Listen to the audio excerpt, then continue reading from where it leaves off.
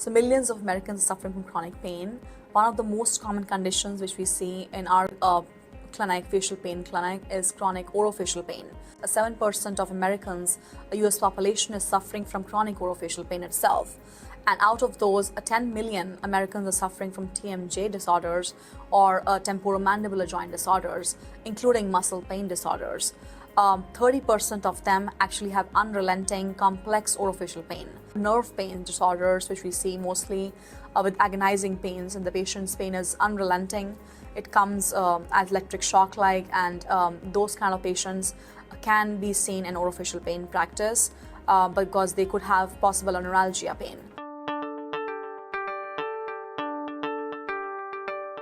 I have trigeminal neuralgia. It's a very painful condition.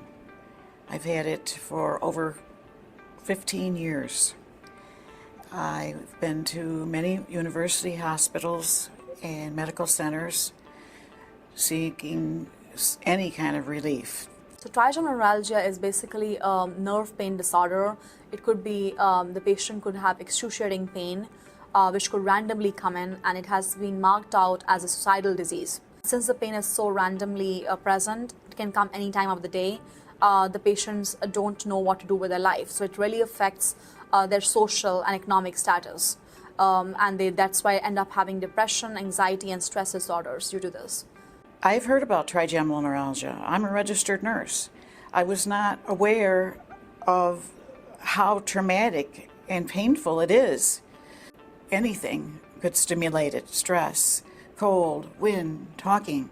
Some people have it in the nasal area, and some people unfortunately have it in the eye. It's the trigeminal nerve. It has 3 branches, and those branches can be affected at one time to one side of the face, or it can be affected to all 3 branches. She had exhausted seeing many specialists, neurosurgeons including, from many states. She had been to many people. And finally, some neurosurgeon had suggested to her that you should see an orofacial pain person.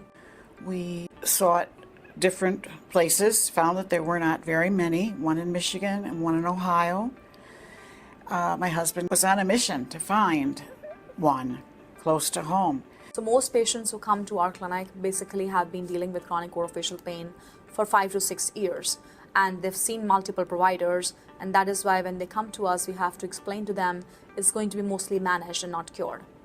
I was lucky that Dr. Sani was able to find my trigger point, change my medication, made a tray. She had a student make a tray, and I've applied the medication and the tray, and I've been pain-free for 18 months. So it's definitely important to early diagnose those pains, because if they're not diagnosed early, first of all, the prognosis becomes very poor over a period of years, and the complexity of pain becomes more complex as the time goes by. If a person is experiencing electric shock-like or like a weird kind of pain, especially in the face, head and neck area, they should start first maybe with their dentist because it could be dental pain too.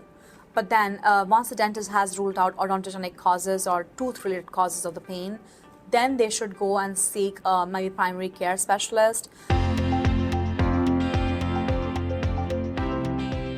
As dentists, we are the forefront of treating or at least diagnosing this. So that's why it's very important for us as dentists to be able to diagnose it early on and get a neurologist involved or orofacial pain dentist. You want to have compassionate, caring people, and that's what I find here at the University of Illinois Chicago campus. I find it refreshing because I know that they have helped me.